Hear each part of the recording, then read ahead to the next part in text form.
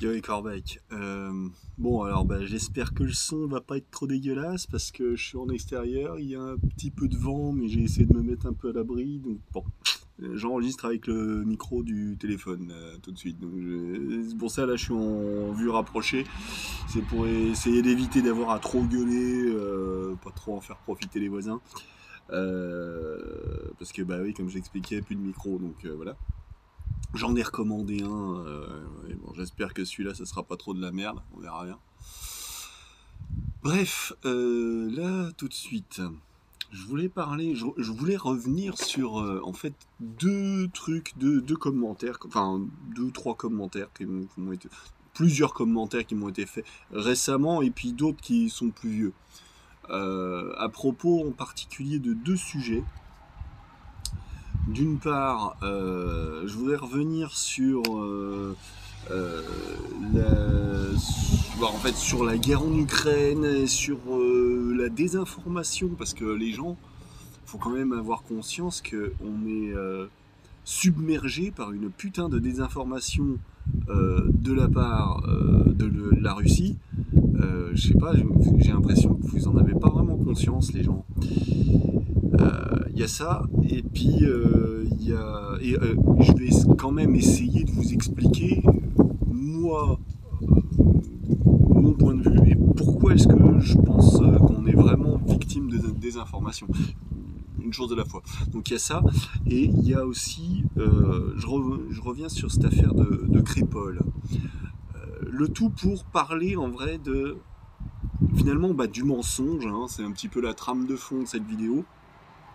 Enfin, si j'arrive à mener ma barque comme je veux, le mensonge qui nous entoure, et je crois qu'en fait, vous êtes dans l'ensemble de bonne volonté, mais victime du mensonge, de mensonges qu'on vous fait subir en fait, hein, les gens sans scrupules, hein, qui mentent pour arriver à leur fin. Bref, donc j'en reviens à cette histoire de propagande russe en fait.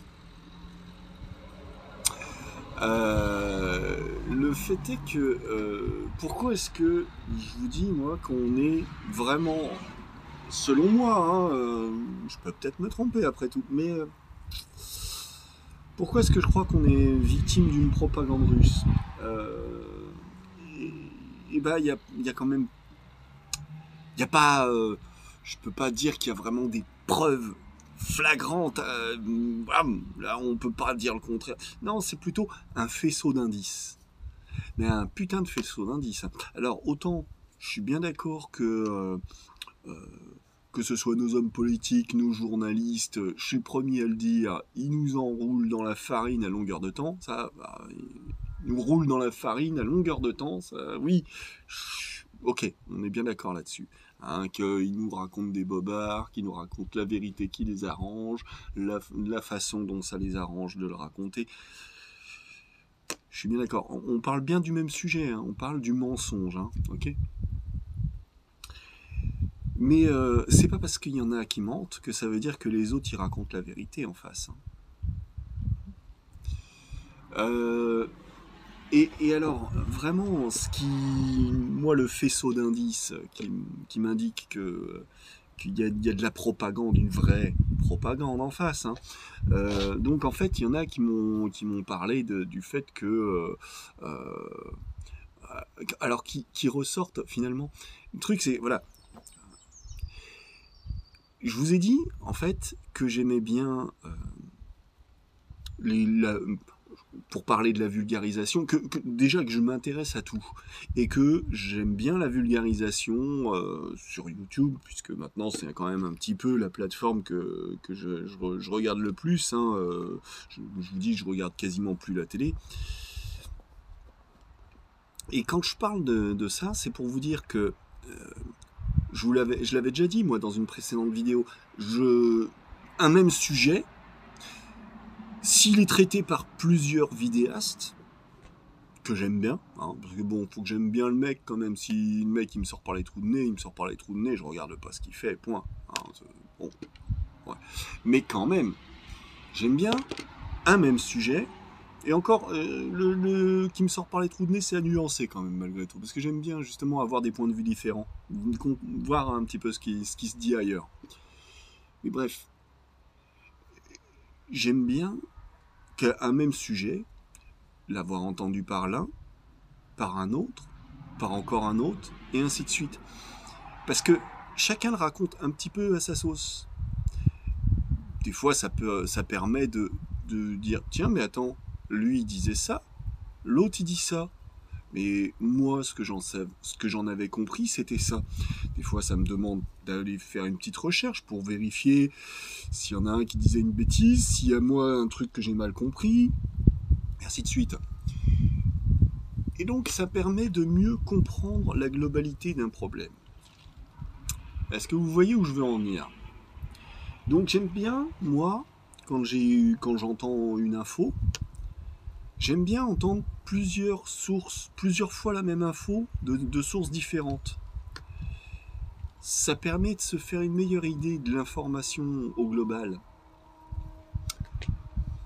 Et donc, et ça permet aussi de déceler les mensonges. Pas toujours, mais ça peut aider. Et donc j'en reviens pour illustrer, là, parce que bon, je reviendrai peut-être sur la Russie ensuite, mais là je reviens sur l'affaire de Crépol. Donc il y a un exemple qu'on m'a donné ce matin, qu'on m'a dit oui, mais alors on déformait mon propos parce que c'était pas ce que je disais. On me disait que je justifiais le fait que le gamin se soit fait tuer. C'est pas du tout ce que je disais, mais bon.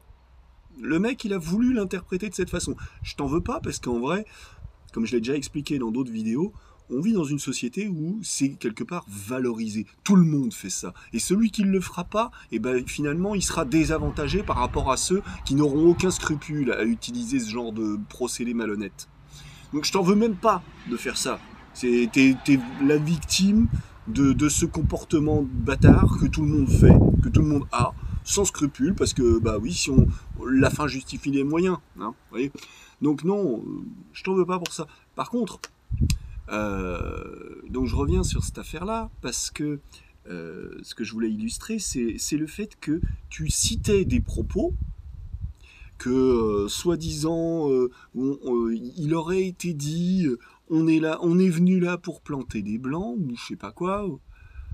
Cette phrase, elle sort de la bouche de Jordan Bardella et que de lui.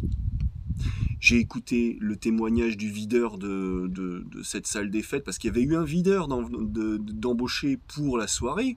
Parce que, bah oui, quand même, c'était une soirée avec plus de 300 personnes. Donc même si c'était pas une boîte de nuit, que c'était fait dans une salle des fêtes, il y a eu un videur d'embauché. Enfin, d'embauché, je sais pas. J'ai pas regardé son contrat de travail. Hein. Bref, il y avait un videur. J'ai écouté son témoignage. Il a aucunement fait mention de propos de la sorte. Il a dit, c'était des gamins qui étaient là pour faire la fête, entourés d'autres gens qui étaient eux, des gens du village. Alors la grosse masse des gens qui étaient présents dans cette soirée-là, c'était des gens du village ou des villages alentours, voilà. Et les gamins qui, eux, avec qui il y a eu le problème des histoires de couteaux et compagnie, c'était donc une dizaine de gamins qui étaient là, comment dire, parce que oui, j'ai réécouté un petit peu de trois trucs hein, pour me refaire une bonne idée de ce que j'avais dit et de la situation. Et donc eux, ils étaient d'une ville voisine, pas très loin, mais voilà, de plus loin. C'était pas des voisins. Et donc, mais s'ils avaient un comportement qu'on pourrait peut-être éventuellement qualifier de discutable, genre faire les dragueurs un peu relous, ce genre de situation, le videur, hein, qui était donc un des mecs du village ou des copains, le videur, lui, il a bien dit que il s'était pas plus mal conduit que n'importe qui d'autre, les gamins, ok ? Et j'ai revu un autre reportage télé dans lequel il était bien précisé que si les mecs s'étaient partis en sucette, c'est parce que il y avait un des mecs, donc comme j'avais présumé probablement un arabe, qui s'est fait emmerder parce qu'il avait les cheveux longs, Et alors, ce qui est quand même assez absurde en vrai, hein, parce que un arabe avec les cheveux longs, c'est quand même pas courant. Donc limite, ça serait presque à prendre pour une preuve d'intégration. Donc de la part de mecs qui sont visiblement ceux qui ont tenu des propos racistes, hein, parce que il semblerait qu'il y ait un Thomas. Donc est-ce que c'était celui-là? Est-ce que c'en était un autre? L'enquête le dira peut-être. Un Thomas qui aurait attrapé les cheveux de ce mec-là et tout en tenant des propos racistes du style ah j'ai envie de casser du bougnoul ou un truc comme ça. Donc quand Jordan Bardella vient nous faire sa pleurnicheuse là à dire oui regardez ils ont tenu des propos racistes, ils étaient là pour planter des blancs, c'est du mytho. Donc quand vous entendez ça et que vous faites le relais de ça, vous le faites pour qui? Est-ce que vous êtes conscient que vous relayez un mensonge quand c'est ça? Parce que si vous relayez un mensonge, vous valez pas mieux que ceux que vous critiquez, les gars. Vous voyez, il y a le mensonge qu'on relaie de bonne foi. Ça peut arriver. Hein. On est tous victimes on peut tous se faire blouser par un menteur. Hein. Combien de fois ça m'est arrivé? Ouais, être victime du mensonge des autres. Ça, c'est la base, hein, j'ai envie de dire.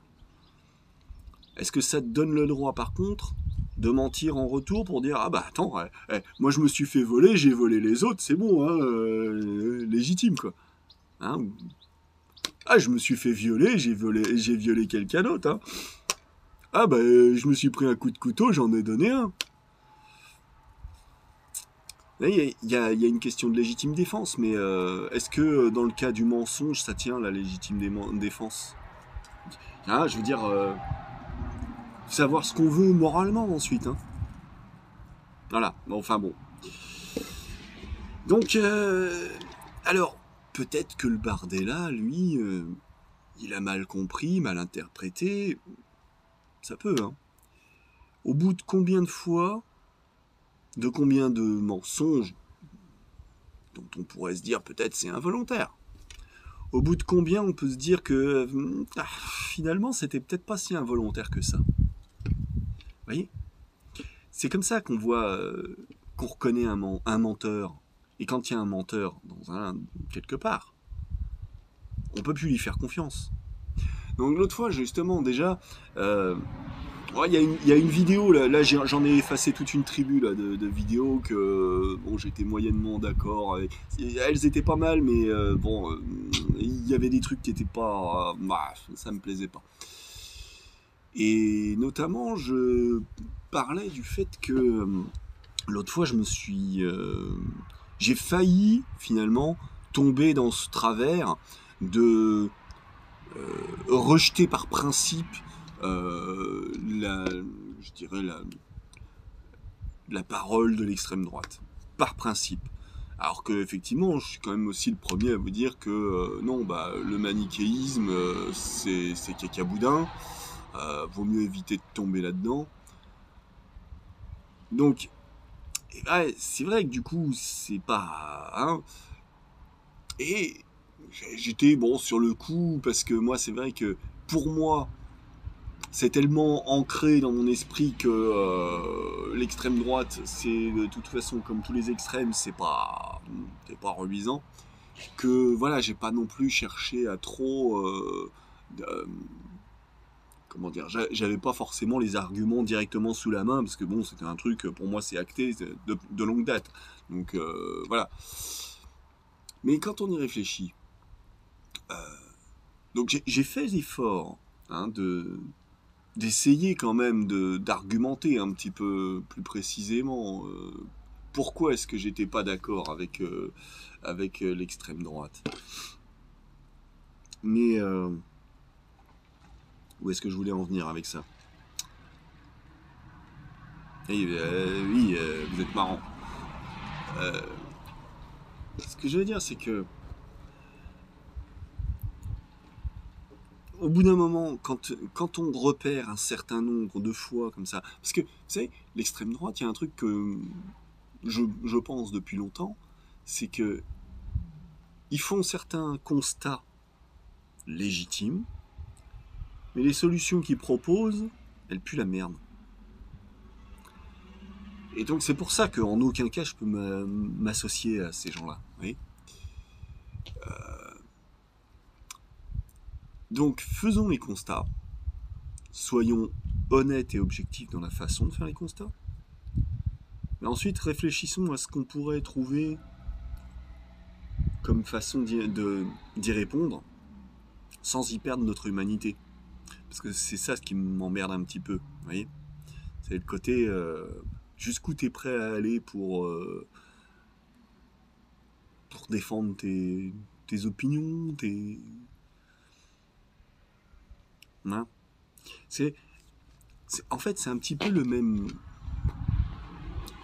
Je m'éloigne un petit peu du sujet de base, mais j'ai envie de dire, c'est un peu le même constat que je fais à propos de l'extrême gauche à l'heure actuelle, où là, quand je parle du progressisme notamment, en parlant de progressisme, moi je parle de ce qui se passe aux États-Unis en particulier. Effectivement, Trump, c'est un gros sac à merde. Alors ça, on me le retirera pas de la tête. Vous savez ce qui l'a fait gagner?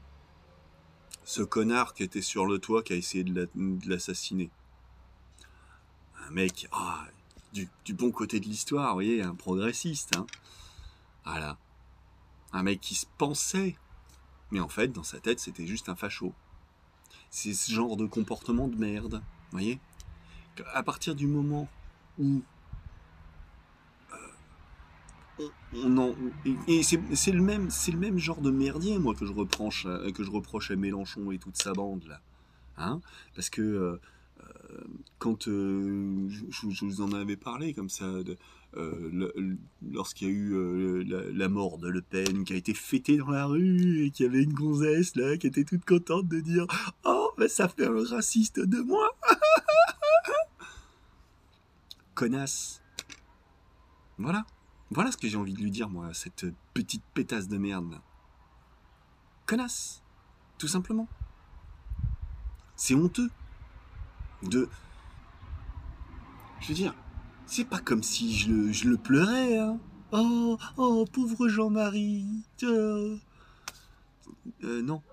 Hein, non. C'est une trace de pneu dans le slip de l'histoire, comme je dis, moi, ce mec-là. C'est Trump, voilà, hein, kiff, hein. Mais est-ce que de là à dire ça, c'est cool, ça fait un raciste de moi, c'est indécent de dire un truc pareil.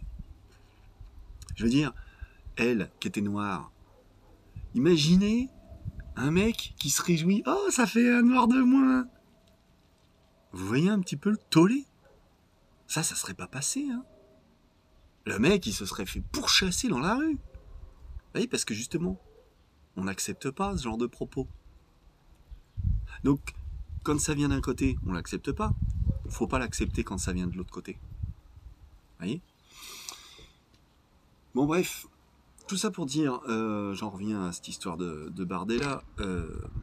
Moi, ça fait plusieurs fois que lui, sa clique, la marine, je les entends tenir des propos mensongers. Ou devant la caméra, ils vont dire, oh là là, ils vont te tenir des discours limite plus progressistes que les progressistes. Et quand c'est en off, ils tiennent pas les mêmes propos. Hein. Ah ouais. Ou quand ils se font inviter à des conférences avec des néo-nazis ou des gens comme ça, et qui sont tout contents d'y participer, et qui sont bien à fond dans la même ligne politique, qu'ils expriment à quel point, oh là là, ils ont hâte. Ou quand on voit que ils reçoivent le soutien des Steve Bannon et compagnie. Et justement, je parlais de Trump. Donc Steve Bannon, c'est lui, en gros, qui a lancé la machine de propagande politique pour faire élire Trump. Et un de ses grands principes, c'est le mensonge à outrance. Tu balances un maximum de fake news, hein, voilà, tout en accusant les autres d'être des menteurs, de façon à ce que, comme ça, à force, tu finisses par perdre les gens. Ils savent plus à quoi se vouer. Sauf que là, c'est là où il faudrait être malin, les gens. Tu repères que ce mec-là, il te balance 15 contre-vérités par jour, 15 mensonges par jour. Bon, bah, c'est bon, on peut plus lui faire confiance. Comment se fait-il que vous continuiez à faire confiance à des gens qui, par principe, passent leur temps à mentir exprès pour vous perdre dans tous ces mensonges? Donc non, bien sûr que non. Moi, quand le clan Le Pen me dit que ah bah que si tu regardes leur programme politique aujourd'hui, ça a l'air propre. Hein, ils disent pas on va relancer la mode des ratonnades, les boules nuls hors de France. Ils disent pas des trucs comme ça. Hein. Non, ça c'était du temps du père éventuellement. Bien que sur les programmes, ils pouvaient pas se permettre de dire des choses comme ça. Mais non, maintenant, ils essayent de faire propre, histoire de faire croire qu'ils sont irréprochables. Mais faut pas se laisser tromper, les gens. Bien évidemment que tout ça, c'est que du mensonge. Bien évidemment. Et encore une chose à ce propos, hein, tous les populistes, que ce soit du temps de Staline, du temps d'Hitler, de tous ces mecs-là, ou même encore maintenant, ils prétendent être du côté du peuple, des pauvres. Oh là là, regardez, même Macron, hein, lui, selon lui, à la fin de la première année de son premier mandat, il devait plus y avoir un SDF dans la rue pour l'hiver. Hein. On est encore loin, je crois. Hein. Vous voyez ? Tous ces mecs-là, ils usent de tous ces procédés comme ça à flatter le peuple, hein. Bah oui, parce qu'ils savent que c'est le plus nombreux, hein. C'est là où il y a le plus de gens, hein. Plus de gens susceptibles de voter pour ou contre eux. Donc bien sûr qu'ils vont bien leur sucer la bite, hein. Mais d'un autre côté, on sait que c'est du mensonge. Et quand on a repéré que ces gens-là, c'est des menteurs, déjà, par principe, faudrait leur dire « Non, toi tu dégages, tu vas te faire enculer. » Vous voyez ? Alors bien évidemment, c'est là où ça devient compliqué, c'est que quand on réalise que, politiquement, à qui on peut faire confiance ? Qui sont ceux qui ne sont pas des menteurs ? Puisque c'est tous des menteurs. Tous, l'un à la suite de l'autre, pour essayer justement, dans cette même optique de vouloir se faire élire, tous ils te balancent leur contre-vérité comme si c'était oh là là, mais croyez-moi, parole d'évangile. Hein, moi, contrairement aux autres, moi je dis la vérité.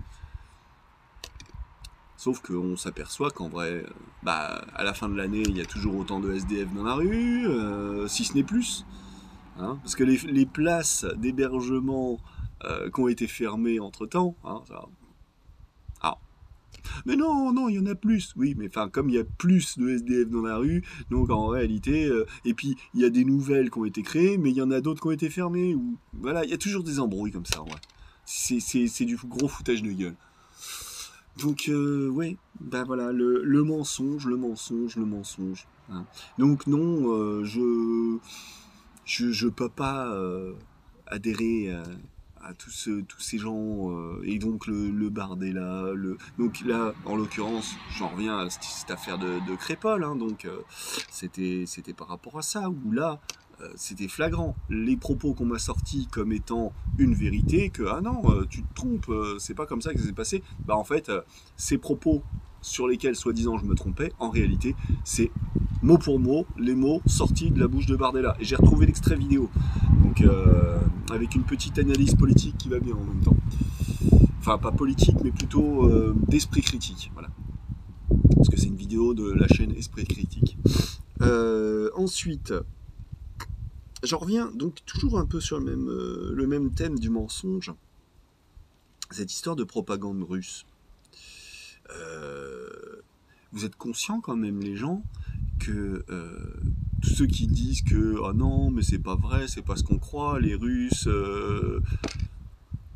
Vous êtes conscient que ceux qui sont à fond dans la propagande russe à l'heure actuelle, il y a qui? Il y a l'extrême droite et l'extrême gauche, enfin LFI, la France Insoumise, Mélenchon. C'est les deux opposés. C'est d'ailleurs marrant quand même. Hein. Ils sont opposés politiquement, mais les deux, ils sont à pieds joints dans la, comment dire, dans la propagande russe. Hein, que non, mais les Russes, très gentils, tout ça. Et c'est là où il faut pas se tromper quand même. Hein. C'est pas les Russes, le peuple russe, oh les vilains méchants Russes. C'est pas ça. Hein. Non. C'est le gouvernement, c'est Poutine et sa clique, et ses oligarques qui lui mangent dans la main. C'est ces gens-là qui sont des criminels et des salauds. Hein? C'est pas le peuple russe, hein? Pas confondre. Parce que le peuple russe, ils auraient bien voulu s'en débarrasser de Poutine. Sauf que Poutine, ayant la police, l'armée, les services secrets, tout ça, les tribunaux, la justice, tout ça qui lui mange dans la main, bah toute velléité de contestation se fait écraser la gueule. Donc en réalité, ils n'ont pas trop le choix, les Russes. Hein. Ils subissent Poutine. Vous voyez? Et donc, ce qui est marrant, c'est que l'extrême droite française est vent debout derrière Poutine. Hein. Oh, regardez-moi ce brave homme et tout. Mais pourquoi? Qu'est-ce que ça cache?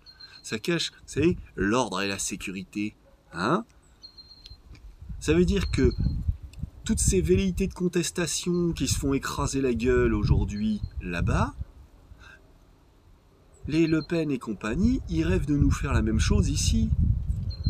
Donc, imaginez que vous leur accordiez votre vote aujourd'hui. Demain, vous aurez même plus le droit de voter contre eux. C'est ça ce que ça veut dire. Ils attendent qu'une chose. Donnez-leur le pouvoir une seule fois. Vous savez, il y a ce truc de « Oh oui, mais bon, contrairement aux autres, on n'a jamais essayé, hein !» Moi, j'ai jamais essayé le supplice du PAL. Je suis pas fan du jour où ça arrivera. Hein. J'ai jamais essayé, hein. J'ai jamais essayé de bouffer ma merde. J'ai pas vraiment l'envie d'essayer, vous voyez. Mais j'ai jamais essayé, hein, c'est vrai. C'est vrai. C'est vrai.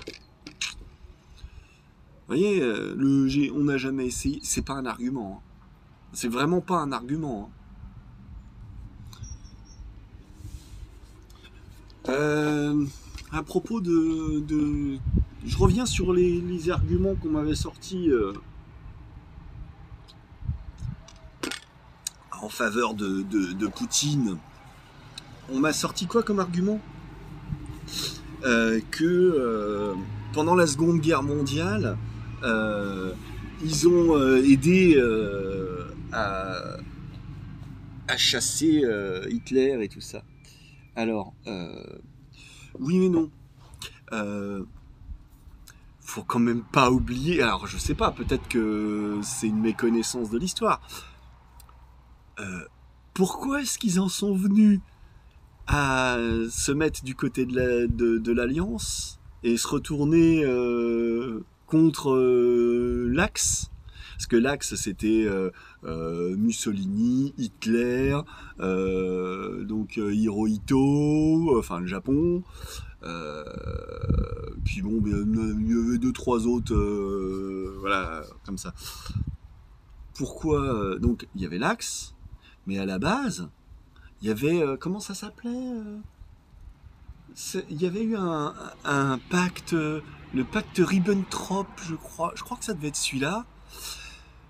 Au tout début, avant que la France rentre en guerre, au tout début où Hitler commençait à plus se sentir pété, oui, moi je me suis senti pété, pour ceux qui ont l'oreille fine.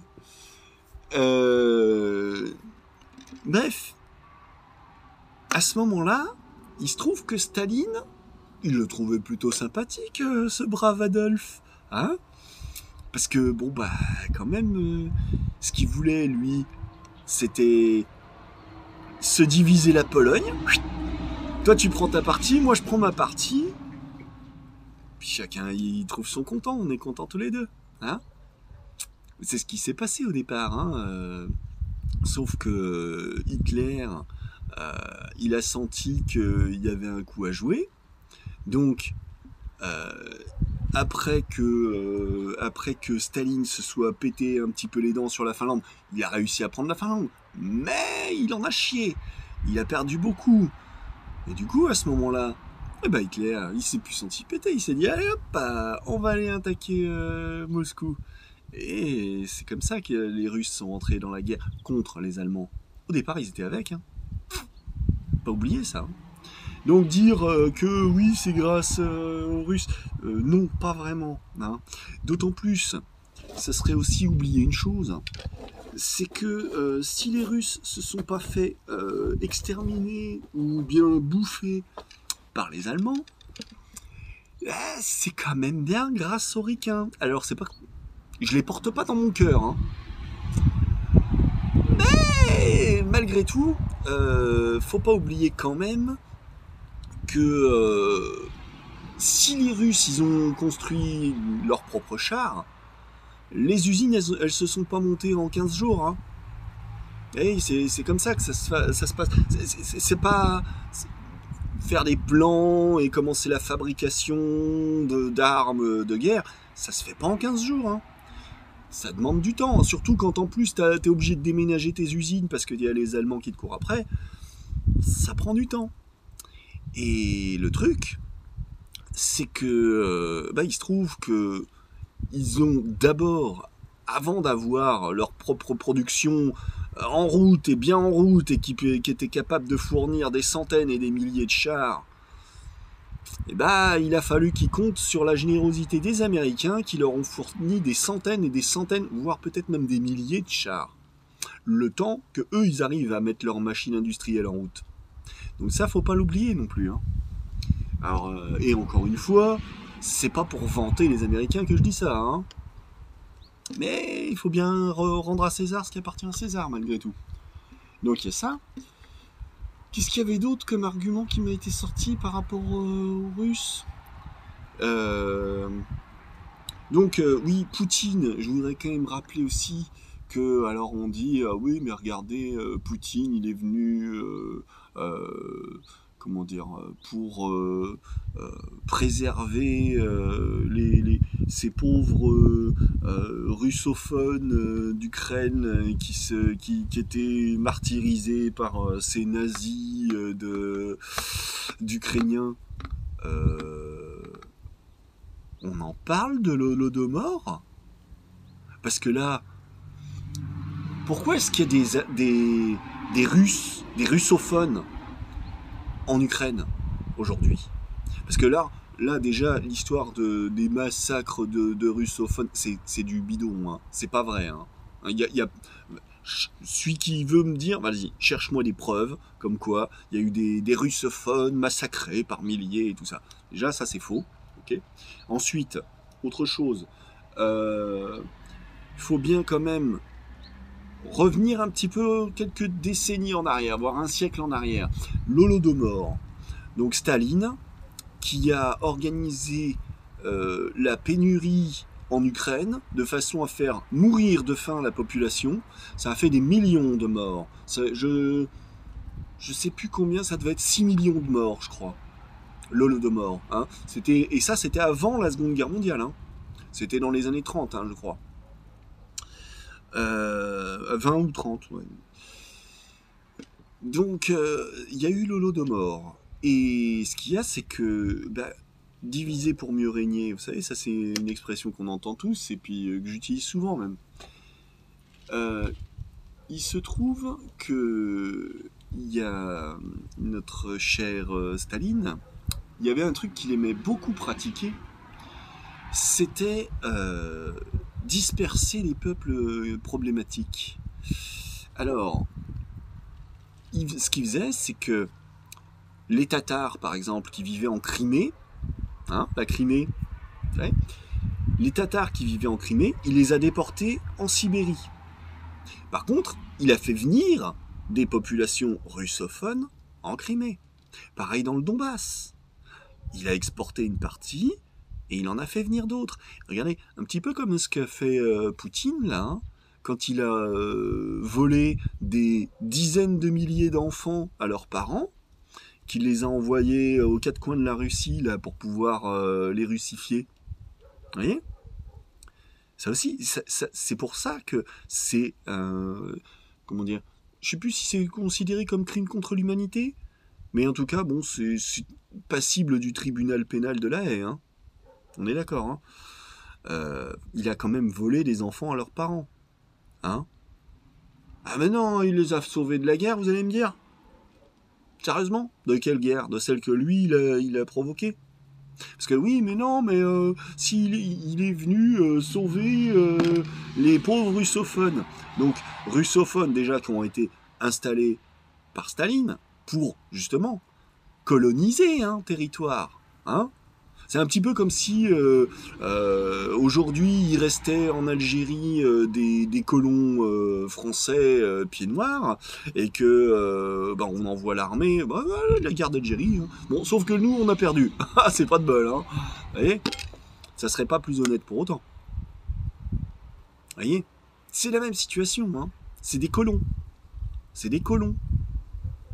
Quand on regarde la situation en Israël aujourd'hui, qui a en Cisjordanie des colonies qui se font...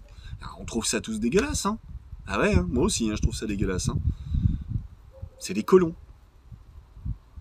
C'est des agents étrangers.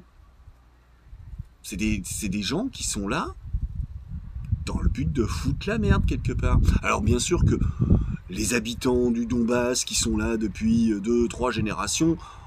quelque part, ils n'ont rien demandé. Mais en même temps, quand ils se retrouvent à devoir prendre parti pour l'un ou pour l'autre, pour l'Ukraine ou pour la Russie, à partir du moment où ils prennent position en faveur de la Russie et non de l'Ukraine, pays dans lequel ils vivent depuis toutes ces années, c'est des traîtres à l'Ukraine.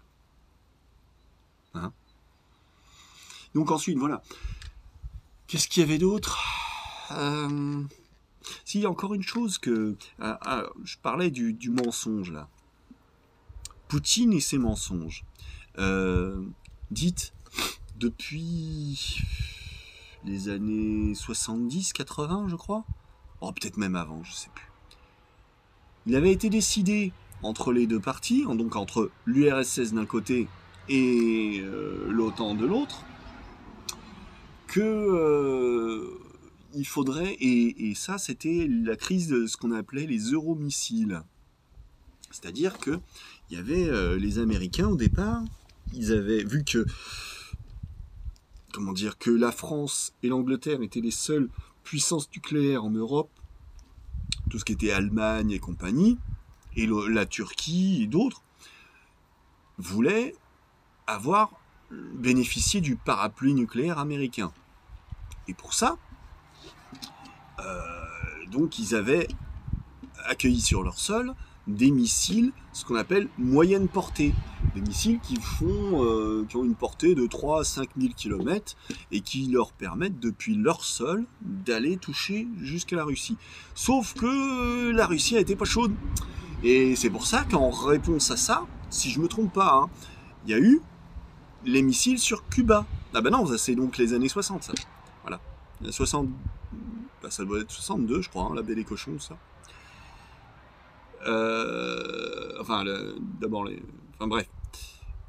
Et donc, puisque la Russie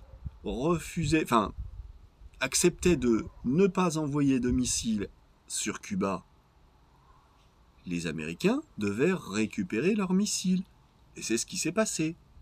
Et normalement, on était sur un statu quo. Personne n'avait de missiles moyenne portée capable de toucher depuis le sol européen ou depuis le sol cubain, que ce soit les États-Unis ou que ce soit l'URSS. Normalement, on en était là. Mais dites. Et en plus, alors il y a ça, et en plus, il y avait aussi l'histoire de dire pas de missiles donc américains sur sol étranger, pas de missiles russes sur sol étranger. Et les missiles qui ont été envoyés en Biélorussie, là, c'est bien des missiles moyenne portée qui ont été envoyés en pays étrangers en plus, hein, en Biélorussie. Vous voyez, en fait, c'est pour ça que je comprends même pas. Poutine, c'est comme Trump. C'est des mecs. Oh merde, ça fait déjà 40 minutes. C'est des mecs, on n'arrête pas de les reprendre sur leurs mensonges. Ils passent leur temps à mentir. Je comprends même pas comment vous faites pour ne pas entendre leurs mensonges. C'est pour ça, moi je vous dis, j'écoute un petit peu ce qui se dit de partout. Et c'est comme ça que j'arrive à mieux me faire une idée. Alors, je dis pas que je connais la vérité et tout ça, je suis pas dans le secret des dieux. Hein. Bonjour. Mais au moins, j'écoute ce qui se dit de tous les côtés. Et ça permet de faire mieux la part des choses. Voilà, c'est pour ça. Je vois pas comment c'est possible aujourd'hui de croire dans les mensonges que Poutine il dit. Pourquoi est-ce que vous croiriez ces mensonges à lui et pas les mensonges des autres alors? Qu'est-ce qui fait que vous croyez plus les uns que les autres? Qui fait la promotion des idées d'un Poutine par exemple? Est-ce que ça serait pas par hasard une Le Pen, un Bardella ou des gens comme ça? Donc, des nationalistes totalitaires qui sont promus par des gens, on peut se dire que c'est des nationalistes totalitaires qui en font la promotion de ces gens-là. Vous voyez ? Bon, Mélenchon, je le mets pas tout à fait dans la même case parce que lui, c'est plutôt le côté...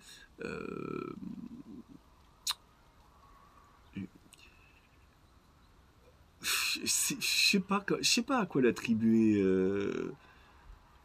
Si c'est... J'aurais... Peut-être par peur. Mais je crois pas que ce soit ça. Non, il est trop rentre dedans pour que ce soit par peur, vraiment. Non, je pense plutôt démagogie, quoi. Le côté, voilà.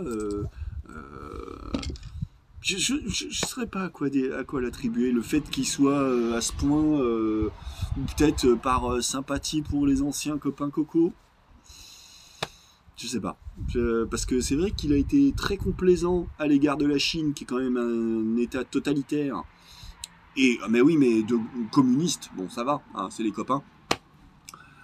Poutine, qui prétend être encore plus ou moins communiste, enfin non, même pas d'ailleurs, je crois en fait. Non, lui, c'est vraiment l'extrême droite, voilà, plus affiché. Donc pourquoi est-ce qu'il est encore Mélenchon se tourne vers lui?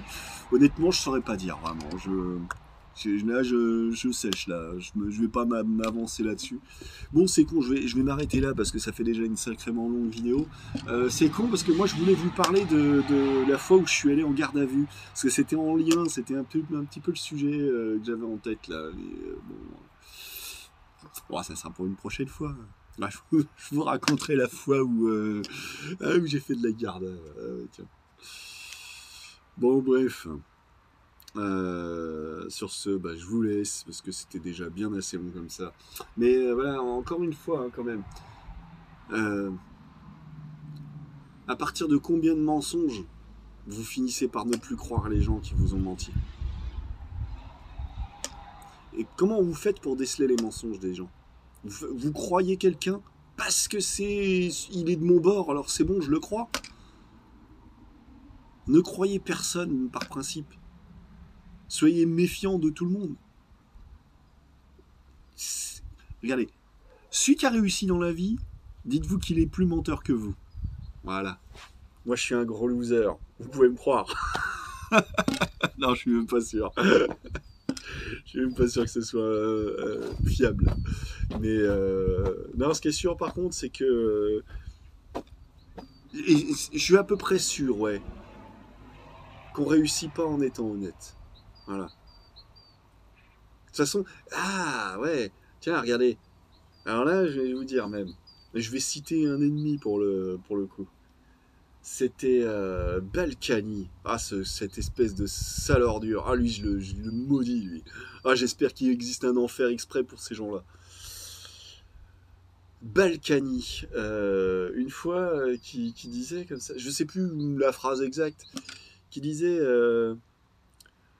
mais heureusement qu'on n'a pas que des. Attends, comment c'était, non? Mais s'il devait y avoir que des gens honnêtes en politique, mais il n'y aurait plus de politiciens. On n'aurait plus personne. Vous voyez le niveau de malhonnêteté du gars? Et ça en dit long. Ça veut dire à quel point, en vrai, il est très conscient du fait que pour arriver à ces postes-là, faut être un malhonnête. On peut pas y arriver en étant honnête. Vous voyez? Vous voyez pourquoi est-ce que, justement... Et si c'est de la bouche d'un mec comme ça que ça sort, mais j'ai envie de dire, pour une fois, voilà, c'est un peu le paradoxe là de je suis un menteur. Voilà, le mec qui te dit qu'il est un menteur. Euh, donc dans ce cas-là, ça veut dire la phrase, elle est mensongère ou elle est vraie? Bah, si elle est vraie, c'est qu'il est pas si menteur que ça. Vous voyez? Quand ça vient de Balkany, là pour le coup, j'ai envie de le croire sur parole. Vous voyez? Bon, bref, allez, je m'arrête là. Allez, ciao les gens.